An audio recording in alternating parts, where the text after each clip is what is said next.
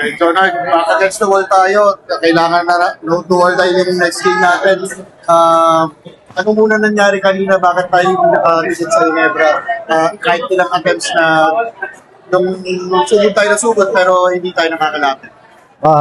Yun na nga. Nakaka-score kami.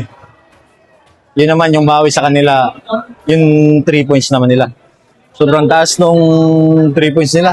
Sobrang taas ng percentage eh. Yun yung hindi namin nadepensahan kanina. Yung 3 points nila. Yun yung isang K nila na nagpapanalo. Yung mga 3 points. Yun lang naman yun eh. Yun yung hindi namin nadepensahan ng maayos. Third, later in the fourth quarter, nagkakalambingan kayo ni Isaac ko. Ni Ray Ralph? Ni Ralph. Ano lang meron na kanina? Ano lang naman yun. Siyempre, semis eh. Natural talaga sa basketball yung may physical. Si Ralph, kaibigan ko naman si Ralph eh. After ng laro, nag-handshake naman ako. Then, sabi ko, good game, good game. Yun lang.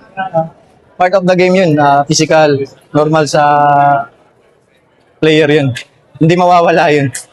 Third, isa sa mga player ng Rain or Shine na any night pwedeng tumutok. Ano yung dapat asahan sa'yo this Sunday, lalo na crucial game ito para sa inyo?